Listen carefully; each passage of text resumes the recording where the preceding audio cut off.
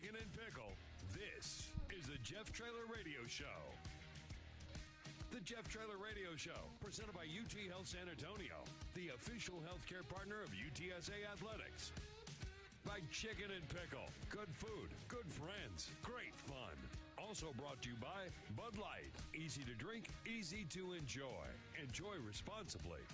And by Credit Human, the official credit union. Here we go, bud. The UTSA Roadrunners. Now, with head coach Jeff Traylor, here's the voice of the Roadrunners, Andy Everett. Mike's hot. Welcome to Chicken and Pickle and the Jeff Traylor Radio Show, a Tuesday night edition, as UTSA gets set to take on the Temple Owls this weekend to finish up the home season, and then one more regular season game the following Saturday when UTSA takes on Army. I asked you this a little earlier when you were on the radio with me for the radio segment, but you had a chance to review the North Texas game. It looked great. Every game has a few things you wanted to correct, but what did you like about what you saw from the film? You know, defensively, we were about like we've been all season. We were pretty dominant for 95% of the snaps, and then, you know, we had our 5% where you look up and it's, you know, 85-yard touchdown run or a 40-yard touchdown run or another whatever. I think the kid had 180 yards. Yeah. We haven't been gashed in the run game, but we have given up big plays this year. But we were dominant on third down. We were dominant on fourth down. And anytime you can control an offense that good like North Texas has and hold them to 27 points, your defense has done an amazing job. Offensively, as we have all year, our quarterback was, you know, pretty much fantastic. Our tight ends and receivers did a great job, but the biggest difference was we ran the football for over 300 yards, which has been, you know, a real thorn in our side this year. It's something we take pride in. We just haven't been able to get it going, but we finally got that part going. And then in the special teams, we punted it enough. You know, we didn't give up any return yards there, and the onside kick was really big. And the Night Stalkers not only recovered the fumble on the kickoff team, they had two big hits that got them down there deep that also set the tone of the game. So team victory, and it was a big win. We needed that one really bad, and that one felt good. It did. What about the running game worked this time that hasn't worked in the past? We saw a little glimpse of it against Memphis, but the dam really broke against North Texas. And you guys never abandoned it all year long when a lot of people were wondering why you kept doing it, but you keep doing it long enough, and eventually you got the job done. Yeah, I think just the credit goes to those kids. We've been lucky. We got really unlucky early, losing Lopez, our starting center, so that took some time to get a new center ready.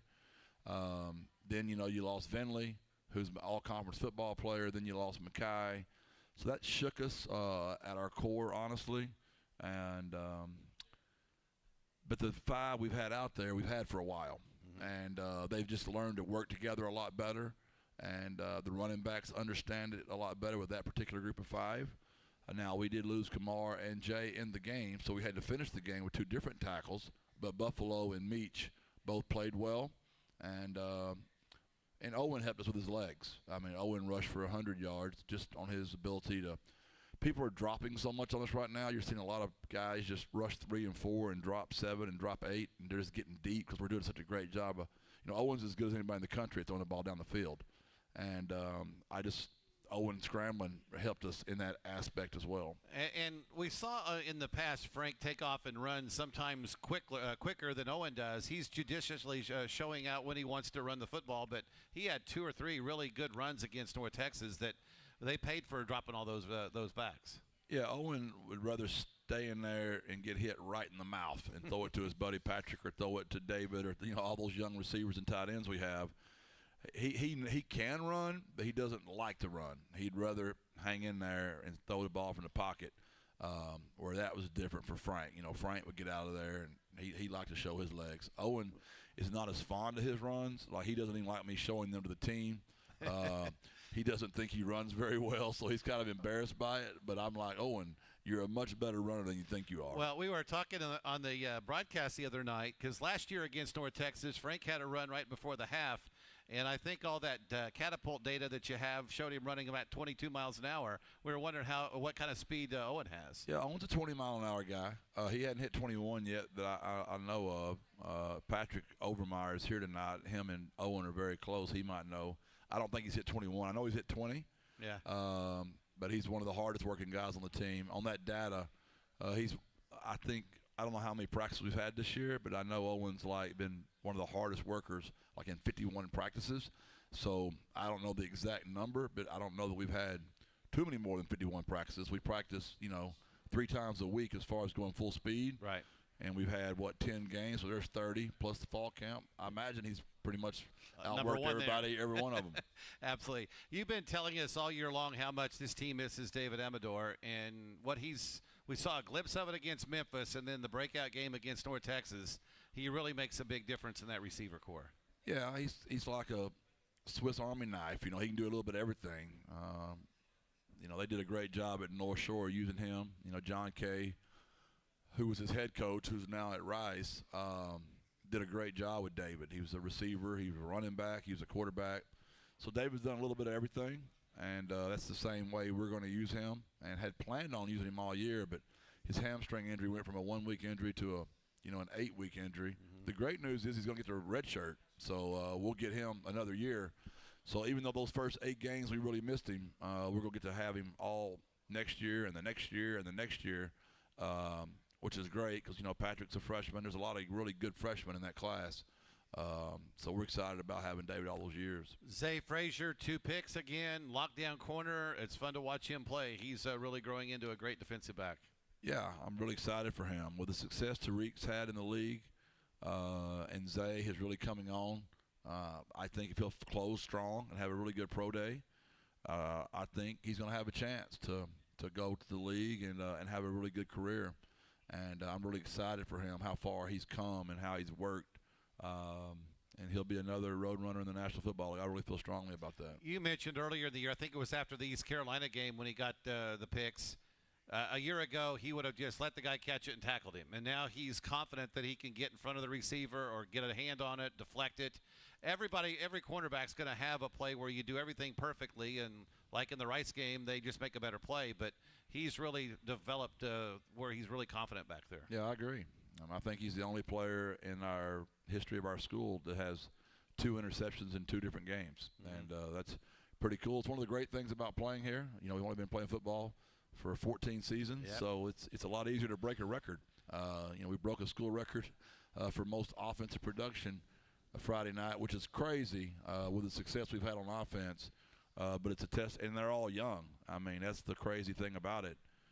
If you study those kids, you got Overmeyer's a freshman, Houston's a sophomore, Dan's a junior, Owen's a sophomore.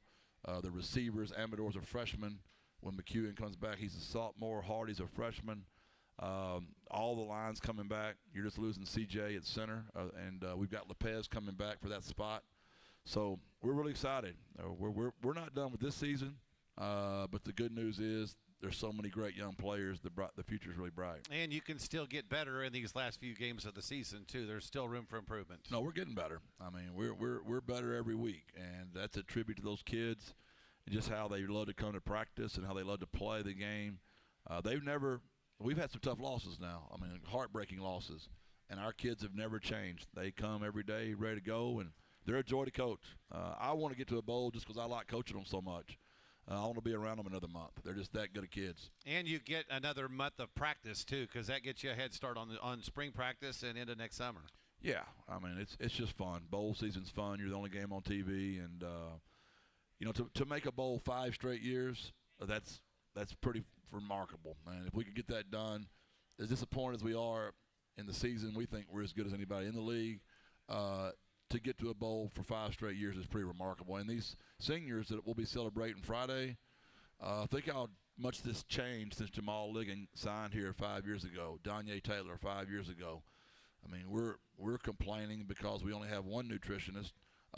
We used to not even know what a nutritionist was. We didn't have nutrition to even pass out. Right. We have a full strength staff. We have a recruiting girl now. We have a director of player personnel. We have a general manager. We have a DFO. We're literally starting to actually be a real program. And it's a testimony to our administration, our boosters, but mainly those players that will be celebrating Friday night. Brandon Brown, Joe Evans, Oscar Cardenas. I can name all 26 of them, but I don't think y'all got all night to listen to that. Well, we'll talk more about them coming up in a little bit. We'll hear from Patrick Overmeyer coming up in a minute as well. Every time the runners score a touchdown and make a 2-point conversion, it's an 8-point possession, and one lucky fan will win $888, just like UTSA student Tristan Beltran did the other night in the North Texas win. He won $888. So go to the promotions page on the UTSA app and register to win your $888 today. It's the Jeff Traylor Radio Show. It's presented by UT Health San Antonio, and we continue from Chicken and Pickle on the UTSA Sports Network. You know, we're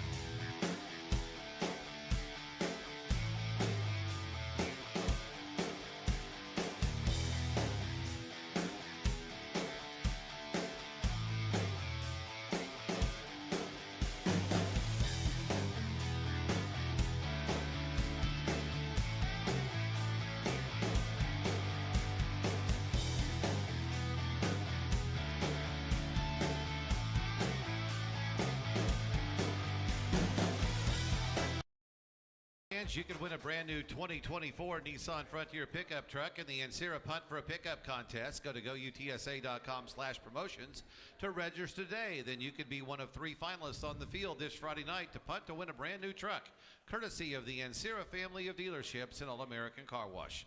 And fans, Texas Farm Bureau Insurance members get 2 free tickets to Roadrunners basketball, baseball, and football games when you redeem online. Become a Texas Farm Bureau Insurance member and visit goutsa.com/TFB tickets to learn more.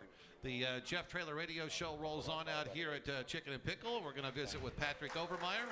And Patrick's one of the tight ends on this UTSA team. Welcome to the show. I know you enjoyed the results of last Friday night. That had to be a fun game for everyone. Yes, sir, it was. Thank you for having me. Take us through that game and the offensive success, 681 yards, and I'm sure you were a big part of that as well. Yes, sir. The coaches did a great job game planning them, and we just went out there and executed the plan they gave us, and we put on a show. Tight ends are pretty important in this offense, and especially this year with all the wide receiver injuries. You talk about that part of the game and those tight ends being involved in the plays that all of you make. Yeah, they give us a bunch of opportunities, especially when the receivers went down, and we just took advantage of the opportunities and made plays. Jeff, talk about Patrick and what you've seen in him over the last few years. What's made him the player that he is? Well, he was a quarterback in high school, and we just fell in love with him at camp. He's very bright. He's an unbelievable character. I mean character like in his character. Now he's a character. He's just a superhuman, and he's long. His measurables were great, and we had been. I'm not done with him either. I kind of how we use David, and we're going to start using. Demetrius Davis in some of those ways. I've got some things for Patrick I want to do with him next year. He's played quarterback. He's a strong runner. When I gave him a little more beefed up, I think he could be Taysom Hill-like, and I think he could do some different things. He's played quarterback.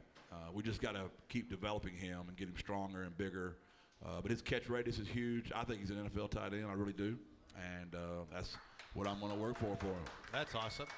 Taysom Hill comparison. You got to like that comparison, don't you? Yeah, that's great. I don't know how he would use me like that, but that would be cool. I guess you'll find out soon. Hopefully. He'll be in the red zone at some point in short yardage. Because, that's not kind of Owen's deal. Owen's just not built that way. Owen likes to drop back and throw the ball. So we've got to be creative in using our young talent, and with David and Demetrius and Patrick. I think we could just get kind of Kansas City Chief-like with our different personnel groupings and how we do some things back there. And it's exciting. He's one of the ones. Obviously, we love Houston. We love Dan as well. But Patrick's got some more from playing that quarterback position. David played quarterback in high school. Patrick played quarterback in high school. Demetrius played high school quarterback. And I just think there's a lot of things we could do there with Patrick.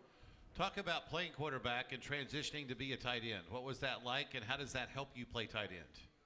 It was definitely different, but it helped me with the mental side of the game. We use the tight ends a lot here, so all the different formations and the whether we're split out wide or receiver, run blocking, it helped me pick up on that faster. And I would say the biggest difference was just the physicality of blocking in the box, and that's something I had to adjust to. But coaches did a great job coaching me up for that. Houston was a wide receiver. Right. It's kind of, it's just kind of what we do. We project what we could do with these kids. And Patrick, like, for example, for us, we don't even really see him as tight ends. We see him as wide receivers. We see him as fullbacks. And we see him as tight ends. So we think there's 3 positions those kids actually play. And we are in 12 personnel so much that they have to learn. And like today, he didn't make a right adjustment for the coverage that he saw. And when Burke spoke to him about that adjustment he should have made, he's a quarterback that sees it from a different lens than as a tight end who's probably going, what the heck's he talking about? He understands a much deeper level of the passing game. He's had to learn, like all those young tight ends, of how to fit up in the blocking game correctly.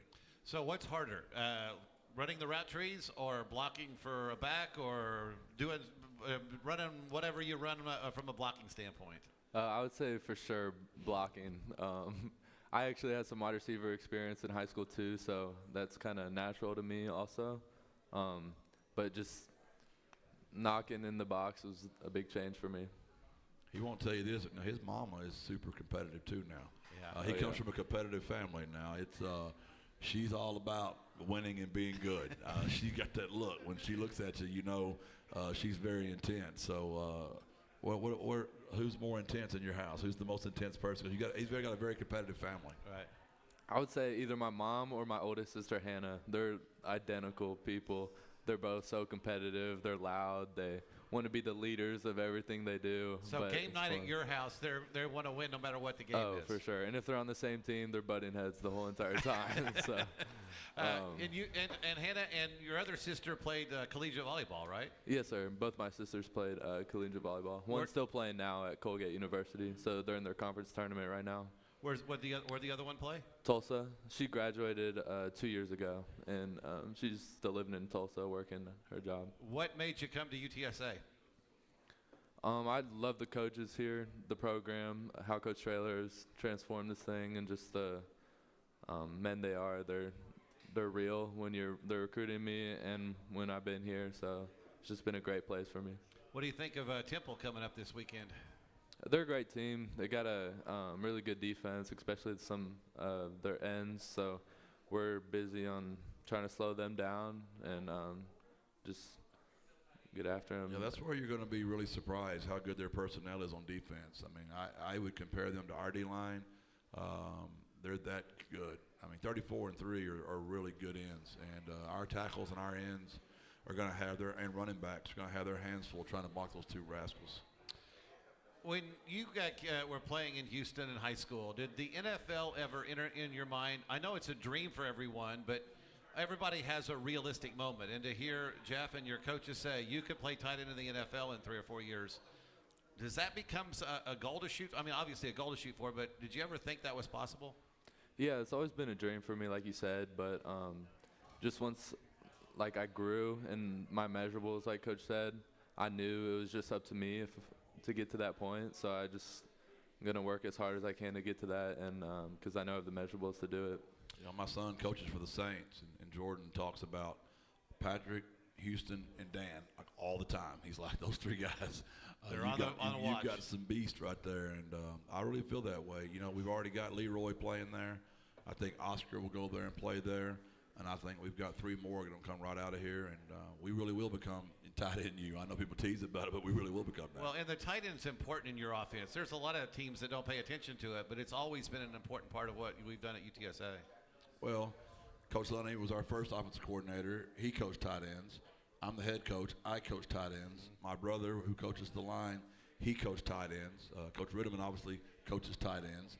We've got almost everybody in our room that has the ability to make a play call.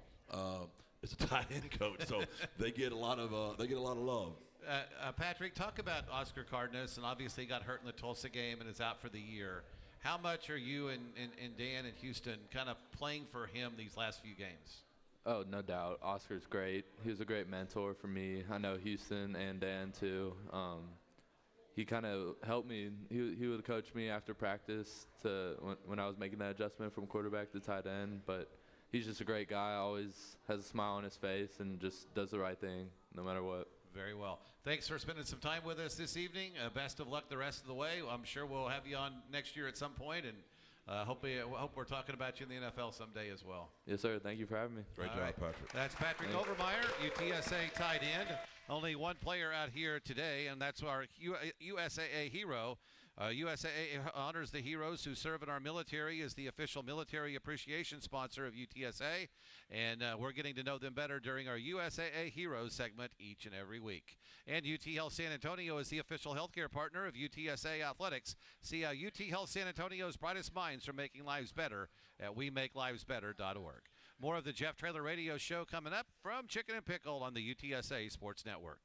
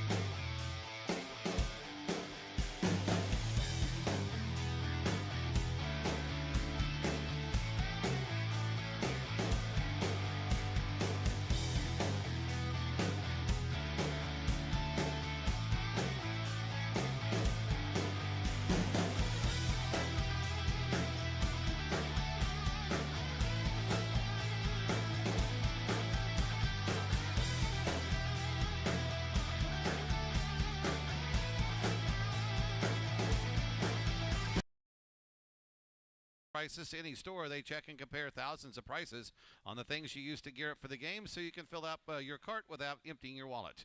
When it comes to UTSA football, no store does more than your HEB, a proud supporter of UTSA athletics. UTSA, only one player with us tonight, and we have one more show next week. It'll be on Tuesday night. We'll talk a little bit about our senior class as they say farewell, and I know this is always an emotional night for you and for the players, and then you got to turn around and figure out how to go beat Temple after you have the ceremony. Yeah, defensively, 10 of those 11 starters are all seniors. All 3 linebackers will be gone. Ligon's been here for 5 years, all-time leading tackler. French, been here forever. Brevin, we just picked him up this year, but he's played tons of minutes. D-line, you're losing Osiris, been here 5 years. Brandon Brown, been here forever at nose guard. Christian Clayton, been here all 5 years. Joe Evans, he's been hurt this whole year, which is a killer. You're losing your Will and Jamori. You're losing your Sam and Danye. You're losing your safety and Ken Robinson and Elliott. Both those safeties are gone. You're losing your corners and Stitch and Zay. That's just on the defensive side of the ball. Right. Offensively, you're losing Mekhi Hart. You're losing CJ. You're losing Oscar. You're losing Chris Carpenter. You're losing Willie McCoy. And, Chase Allen is an older kid. We'll see what he does as well. And Cade Collenbach, your snapper. Just a lot of kids. And I'm sure I left out a couple in there. That's just right off the top of my head. So it'll be an emotional night, no doubt.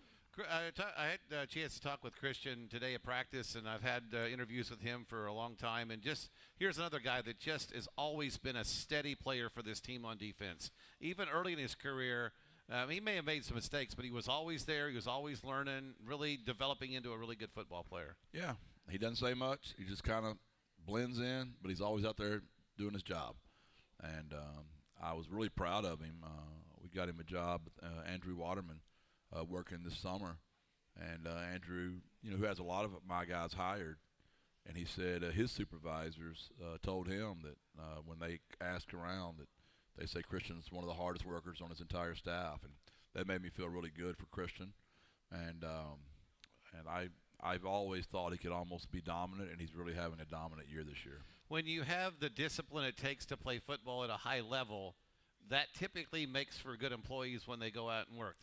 Getting up at 5:30 in the morning or 5 o'clock in the morning and getting ready for practice and doing it every day for 5 years, I'm sure that's not something they enjoy. They get used to it, but it shows the dedication and discipline that makes them good employees for someone else. Yeah, I think that's the biggest selling point for NIL here for us at UTSA is that we're training our very best right here in San Antonio, and we don't want to lose our kids.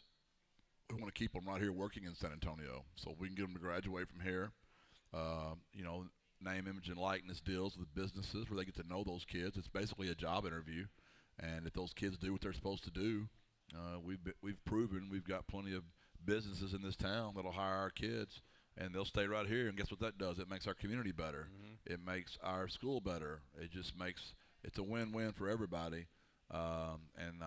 If Christian doesn't make it in the National Football League, I'm sure he'll be working right here in San Antonio.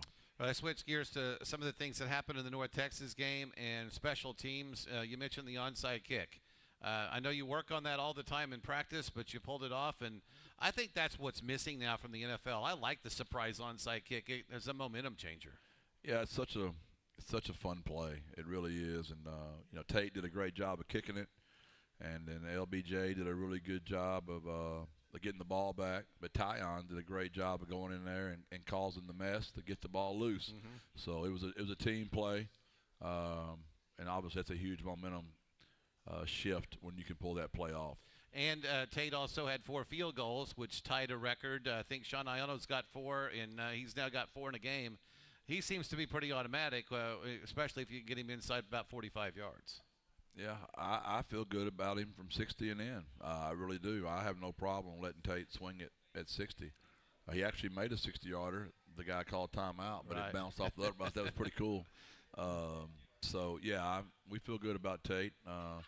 I thought Kel did a really good job of getting the ball down on one of the field goals. The snap was high, and it kind of got Tate's timing off, but Kale got it down in time enough for Tate to get just enough on it to get it through. How about Kale? And we know about his improvement as a punter, but how about his improvement as a holder? We often overlook that position, but you work with your punters and your kickers on special teams so they get familiarity, and they seem to have a pretty good thing going. Yeah, he's gotten a lot better there, and Cade's a valuable player on our team, and he'll be a big loss for us. You know, he's taken over for Caleb Cantrell when we got here, and he's done a really good job the last 2 seasons. Talk about the long snapper position, another position that gets overlooked a lot. I mean, people say, oh, it's just your long snapper. You know, how hard is it to snap it back 7 yards? But there are roster spots in the NFL that are just for that person because that's so important. Yeah, he snaps it back, 7 on the short field goal, but he's snapping it back there about 13 or 14 on that punt. So that's a little bit harder of a skill set. And he has the ability to tackle on punts, and Cade's made tackles. That's a really hard person to find, somebody that can snap it, protect, cover, tackle. Those are rare birds, and we're lucky to have Cade. And you need another one for next year after he leaves. We do. You are correct. We've got Austin who's working at it, and we'll be recruiting another one to come in here and compete for that job. All right. We'll talk about Temple coming up in the next segment as we continue out here at Chicken and Pickle. Enjoy Bud Light while cheering on the runners. Bud Light is the official beer of UTSA Athletics.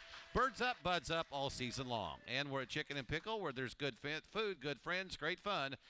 Delicious food, cold drinks, yard games, and pickleball for all at Chicken and Pickle, UTSA Boulevard in Vance Jackson. It's the Jeff Traylor Radio Show on the UTSA Sports Network.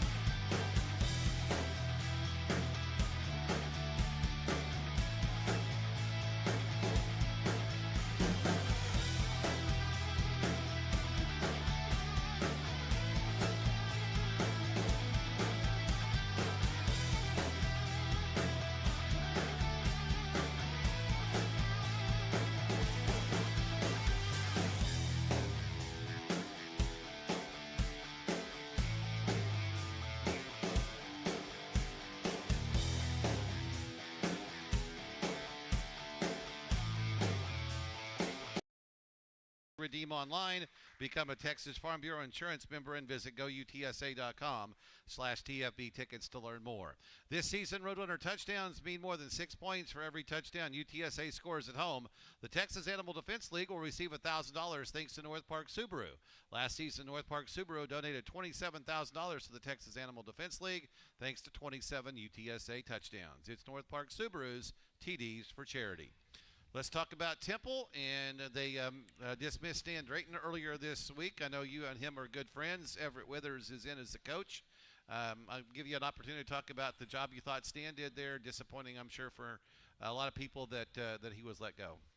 Yeah, it's just crazy how quick they're letting coaches go right now. I mean, that's almost everybody in the in American, it seems like. It's fifth in our league, and we still got a lot of football left. So I'm a fan of coaches, right? So it's always people think it's the head coach. That's who they're feeling bad for. They don't even know it's the 10 assistants. They all have assistants, a strength staff. I mean, there's a lot of people in that building that are getting let go of, and it's a lot of families. It's a lot of kids. And the thing I've always, and I've done this my entire life, it's not just coaching.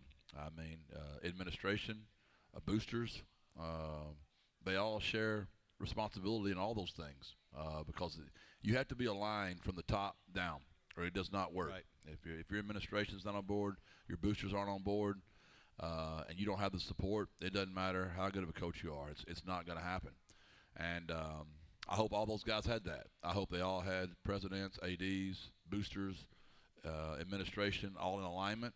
And then it is totally on the coach. And we understand we have our responsibilities, but it's just a lot quicker to always blame the coach and fire him. And so that's a lot of coaches that got let go of pretty quickly. Obviously, Mike got 7 years at Rice and did a really good job and made those guys very competitive, obviously.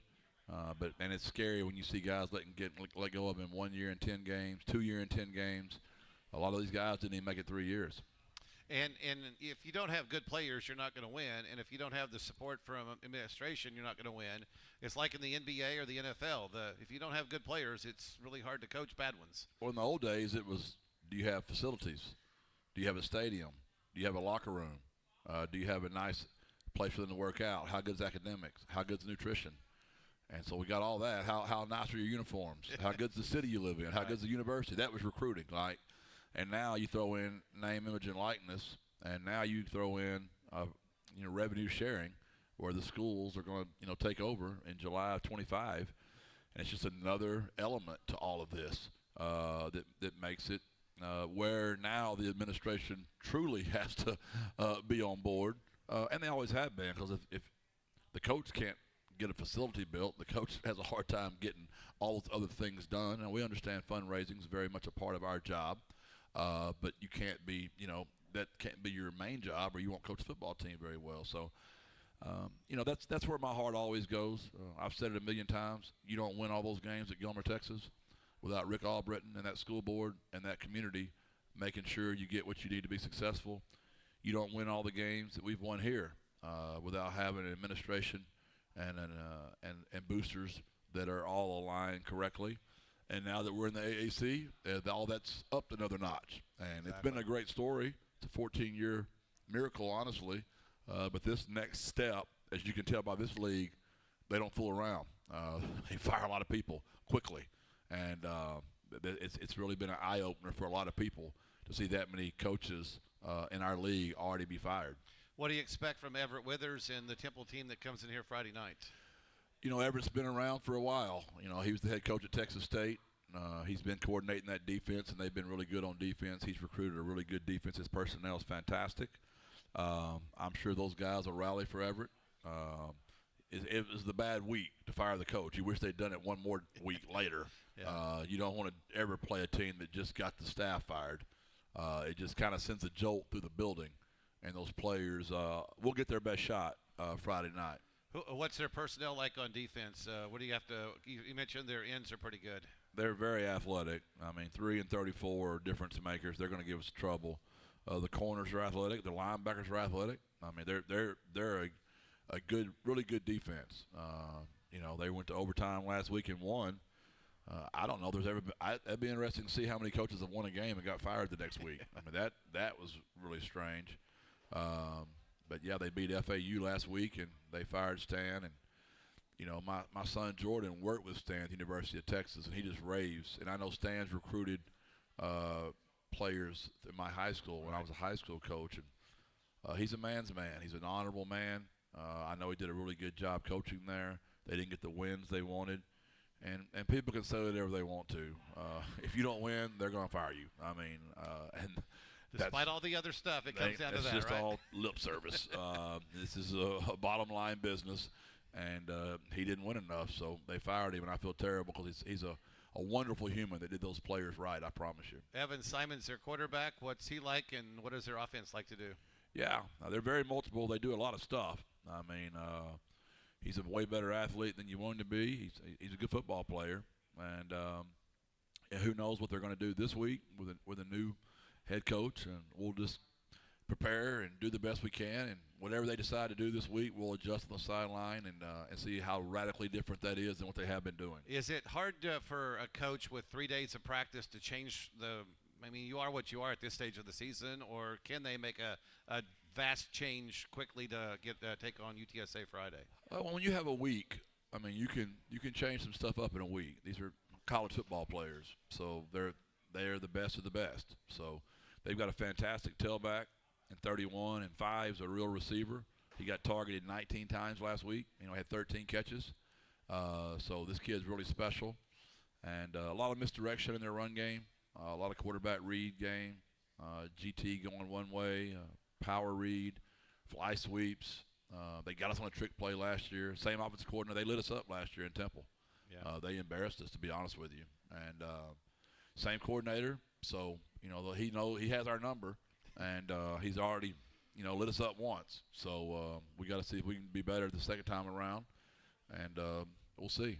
Time for the goodwill drive of the game from the North Texas game. Obviously, Robert Henry's 83-yard run iced the game, but was there another moment that you thought was important in that game? I thought the play of the game was probably when we put Robert at quarterback and we hand the ball off to Owen. Yeah. Then Owen faked the reverse to David, and then we hit the ball down the field to Willie. They had just cut the lead to 7 or 6 at that point. Yeah. And for us to score there and then get the 2-point play to go back to 14, I thought that drive was the play of the game and the drive of the game. There was a play that Texas ran a few weeks ago against Florida where they did a couple of fakes and then Isaiah Bond did a reverse.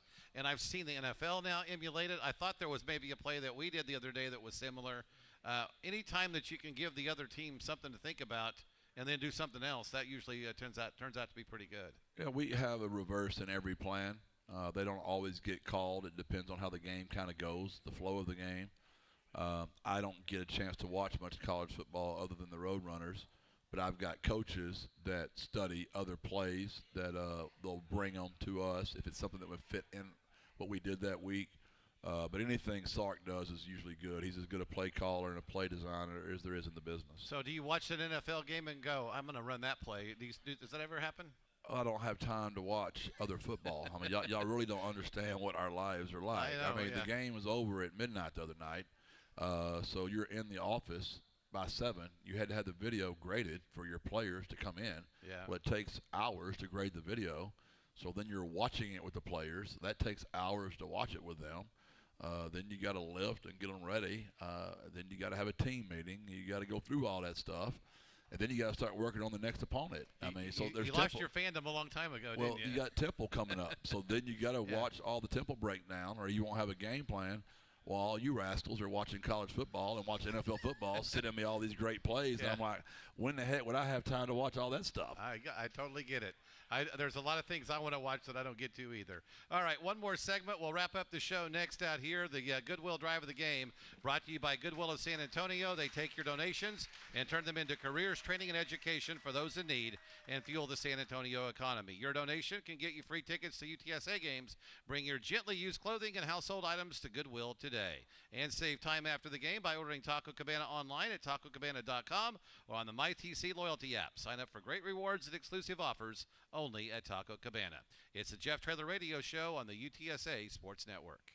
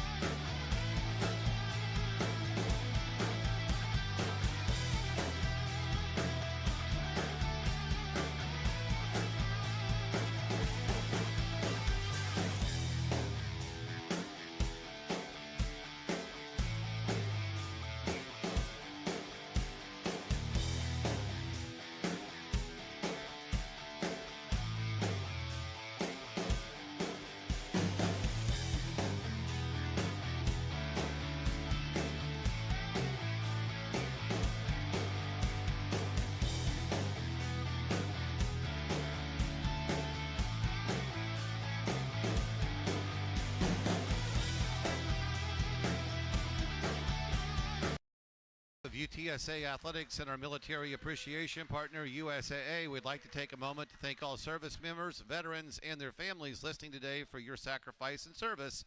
USAA serving the military community and their families since 1922. And thanks to BMW, one lucky fan will win the ultimate home game weekend at the Alamo Dome at our home finale versus Temple on November 22nd. One lucky fan will get a luxurious stay at the historic Maverick Hotel downtown, 2 premium game tickets, a BMW prize pack, and dinner as they cruise the city in a gorgeous new electric BMW X7 SUV. Be sure to check out GoUTSA.com to register today. It's the BMW Ultimate Game Weekend. All right, UTSA and Temple on Friday night. It is senior night, emotional night for sure. It is also everything kind of happens at once here. The season's going to end, a potential bowl opportunity after that, but it's also recruiting season and an early signing date in December. So how do you get all of that done in the next 3 or 4 weeks before Christmas? Yeah, well, hopefully it's going to get crazy. I mean, we got to win this Friday first. That's the most important part. Because if we can do that, it makes us bowl eligible. And then at least you're coaching football and doing all that at the same time. Mm-hmm. You don't want to have a month off to be doing all that stuff. That would make it probably easier to manage, but I'd rather have the chaos we've had the last 4 years of trying to pull off. You know, signing day is not what it used to be anymore. Every day signing day. I mean, there's always kids getting in the portal. I mean, you can get them year-round. And so it's kind of lost its luster, and I'm going to stay patient. I've never, ever cared about winning the day one recruiting lead. And, you know, those guys got to sell magazines. They got to sell prescriptions or whatever they do. So they want you guys, you know, fan bases. We're number one.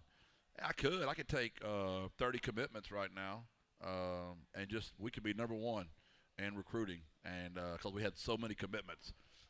Who cares? I'd rather have really good players that we develop, like Patrick Overmeyer, like so many of our guys that have come through here, and just be patient, see who's going to end up sitting there in the end, and we'll go get them. So I'm just not wired that way. Right. I'm a stay the course kind of guy, a patient kind of person that just wants to play the long game and not get influenced by all the noise out there. And if you sign 33 stars, that gets you 90 points or whatever the rating is. You sign 10 3-stars, you get 4 stars that are really good.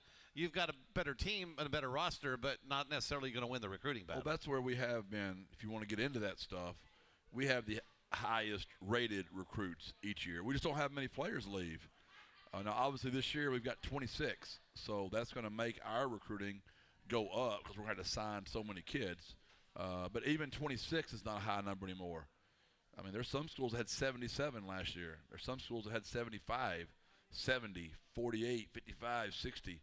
And those guys are going to win the recruiting battle. When you sign 77 kids, you're going to be the number one recruiting class. With so many players leaving on defense and a lot of young players that are getting an opportunity to play, do you want to replace them with the players you're developing, or do you also go out and get whatever you can get in the portal or junior college or transfers? Yes. Both? I mean, it's all that. Obviously, you'd prefer your own players to be the ones that step right up and move in. Yep. But sometimes it doesn't work that way. Sometimes some of those younger guys got frustrated because they didn't play fast enough, and they went somewhere else. So then you're having to replace that.